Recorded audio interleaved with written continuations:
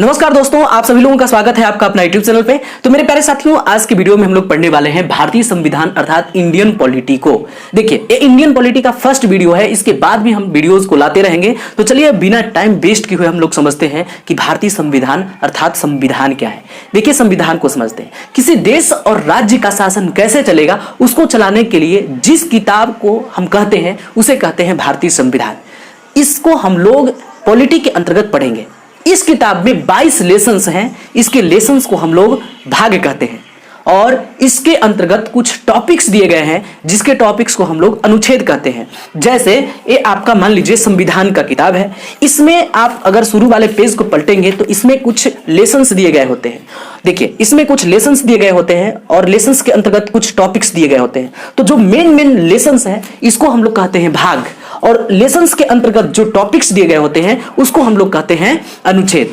अगर हम लोग शॉर्ट में बात करें भारतीय संविधान को, तो देश और राज्य का शासन प्रशासन सुचारू रूप से कैसे चलेगा उसकी जानकारी हम लोगों को भारतीय संविधान में मिल जाती है। उसके बाद अगर भारतीय संविधान के भाग की बात करें अर्थात लेसन्स की बात करें, तो मेरे प्यारे साथियों, भारतीय संविधान में कुल 22 लेसन्स अर्थात 22 भाग हैं और कुल 22 लेसन्स में हम लोगों को 395 टॉपिक्स को पढ़ना है अर्थात 395 अनुच्छेद को पढ़ना है।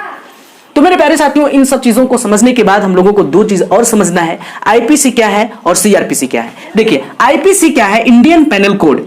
इंडियन पेनल कोड अर्थात आईपीसी क्या कहता है कि किसी क्राइम के बाद पुलिस आपको कैसे लतियाएगी उसकी चर्चा हम लोगों को आईपीसी में है। आईपीसी के जो टॉपिक्स होते हैं उसके टॉपिक्स को हम लोग धारा या सेक्शन के नाम से जानते हैं। उसके बाद सीआरपीसी क्या है, यानी क्रिमिनल प्रोसीजर क्या है। तो मेरे प्यारे साथियों, जब पुलिस आपको लतिया देगी, थूर देगी, कूच देगी, उसके बाद आपको कोर्ट में पेश करेगी जज साहब के पास। अब जज साहब आपसे सवाल और जवाब करेंगे। जब जज साहब आपसे सवाल और जवाब करेंगे तो उसकी चर्चा हम लोगों को सीआरपीसी में है, यानी क्रिमिनल प्रोसीजर में है।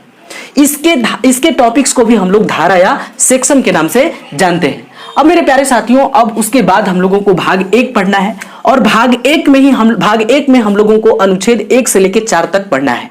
अब भाग 1 में ही हम लोग समझेंगे कि कैसे देश टूट गया, एक कैसे अखंड भारत पाकिस्तान, बांग्लादेश और अफगानिस्तान, श्रीलंका, बर्मा कैसे अलग हो गए, सब हम लोग भाग 1 में ही समझेंगे। तो भाग 1 क्या कहता है? The union and it's territory. The union and it's territory. मेरे प्यारे साथियों, वास्तव में भारतीय संविधान अंग्रेजी में अर्थात इंग्लिश में लिखा गया था, लेकिन उसके बाद उसको हिंदी में ट्रांसलेट कर दिया गया। तो मेरे प्यारे साथियों, अब हम लोग अनुच्छेद 1 को पढ़ेंगे। अनुच्छेद 1 अर्थात आर्टिकल्स 1 में हम लोगों को 3 चीजों को पढ़ना है। पहला, भारत राज्यों का एक संघ अर्थात यूनियन है। दूसरा, राज्यों को पहली अनुसूची में रखा गया है। और तीसरा चीज, 3 प्रकार के क्षेत्र होंगे। और 3 प्रकार के क्षेत्र कौन कौन होंगे? तो पहला स्टेट, दूसरा यूनियन टेरिटरी और तीसरा अर्जित क्षेत्र। वर्तमान में भारत के पास एक भी अर्जित क्षेत्र नहीं है, लेकिन संविधान बनाने वालों ने कितना खूबसूरत बनाया है भाई साहब। एक अर्जित क्षेत्र का भी ऑप्शन दे रखा है। कभी भी अगर मौका मिलेगा तो किसी देश पर आक्रमण करके वहां से हम लोग क्षेत्र को अर्जित कर सकते हैं। लेकिन फिलहाल सबसे पहले हम लोग समझते हैं कि भारत राज्यों का एक संघ है। देखिए, भारत कहने का मतलब है कि यहाँ इंडिया का भी नाम आ रहा है। इसी बात को लेकर एक आदमी जो है चल गया था सुप्रीम कोर्ट में। भाई साहब, एक याचिका दायर कर दिया सुप्रीम कोर्ट में। अब बोला कि इंडिया शब्द को हटा दीजिए। कहा गया उस याचिका में, क्योंकि इंडिया शब्द का प्रयोग हम लोग करते ही नहीं है। देखिए, आर्टिकल 1 के 1 में क्या पढ़ते हैं? भारत राज्यों का एक संघ है। हम लोग नहीं पढ़ते हैं कि इंडिया राज्यों का एक संघ है। हम लोग बोलते हैं भारत भाग्य विधाता। हम लोग ये नहीं बोलते हैं इंडिया भाग्य विधाता। हम लोग बोलते हैं भारत माता की जय। हम लोग ये नहीं बोलते हैं इंडिया माता की जय। तो भाई साहब, इंडिया शब्द का प्रयोग अगर होता ही नहीं है संविधान में, तो क्यों हम इंडिया को लेकर के चलेंगे? इंडिया को हटा दीजिए।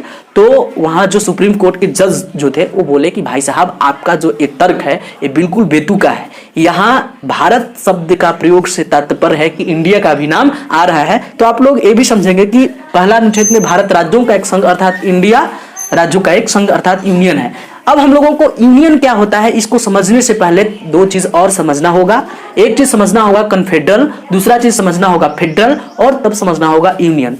देखिए, कन्फेडरल क्या होता है? कन्फेडरल को हम लोग हिंदी में परिसंघ कहते हैं और फेडरल को हम लोग संघ कहते हैं और यूनियन को भी हम लोग संघ कहते हैं। तो कई बार ऑप्शंस में दे दिए जाते हैं संघ, लेकिन इससे हमको पता नहीं चलता। ऑप्शन में दोनों का मतलब होता है भाई साहब संघ, और दोनों का अंतर बहुत ज्यादा हो जाता है। तो जब इस तरह के ऑप्शंस रहेंगे तो हम लोगों को उसके इंग्लिश वाले टर्म को देखना होगा एग्जाम में कि भाई साहब संघ आखिर उसके लिए क्या टर्म इंग्लिश में प्रयोग किया है, फेडरल किया है कि यूनियन किया है। तो हम लोग यूनियन वाला में मारेंगे क्योंकि भारत राज्यों का एक संघ अर्थात यूनियन है।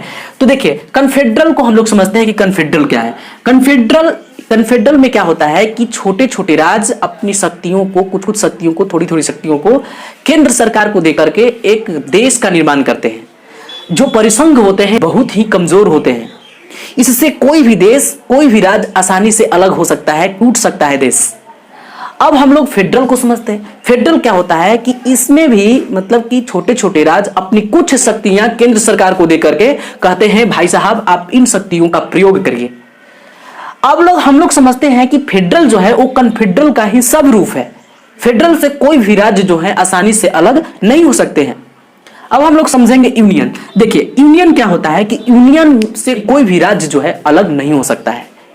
एक अपवाद था जम्मू कश्मीर, भाई साहब वो भी अब निपट गया है, उसका मामला निपट चुका है। वो एक्सेप्शन था, वो खत्म हो चुका है। वहां भी अलग झंडा, अलग संविधान, अलग लोग थे। अमेरिका एक फेडरेशन है और भारत एक यूनियन है। अमेरिका एक फेडरेशन इसलिए है क्योंकि वहां जो राज्य है मेरे प्यारे साथियों, वो छोटे छोटे राज्य, कई राज्य मिलकर के एक देश का निर्माण करते हैं। वो समझौता करके देश का निर्माण किए हैं।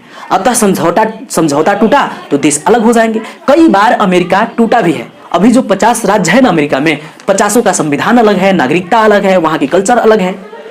लेकिन एक बात हम लोगों को समझना होगा कि जो फेडरेशन होते हैं वो पढ़े लिखे लोगों में सफल होते हैं, अनपढ़ लोगों में फेडरेशन सफल हो ही नहीं सकता। तो भारतीय संविधान बनाने वालों ने सोचा कि अगर हम लोग फेडरेशन बनाते हैं तो भारत में 75 ठो भाषाएं बोली जाती है, यहाँ 75 ठो धर्म को मानने वाले लोग हैं। यहाँ भाई साहब उत्तर भारत में जाइएगा तो शर्ट पैंट का प्रचलन है, दक्षिण भारत में जाइएगा तो लुंगी का प्रचलन है, राजस्थान में जाइएगा तो पगड़ी का प्रचलन है, पंजाब में जाइएगा तो कुछ और है। भाई साहब यहाँ 75 ठो भाषाएं हैं, 75 ठो कंफ्यूजन है, यानी कंफ्यूजन ही कंफ्यूजन है।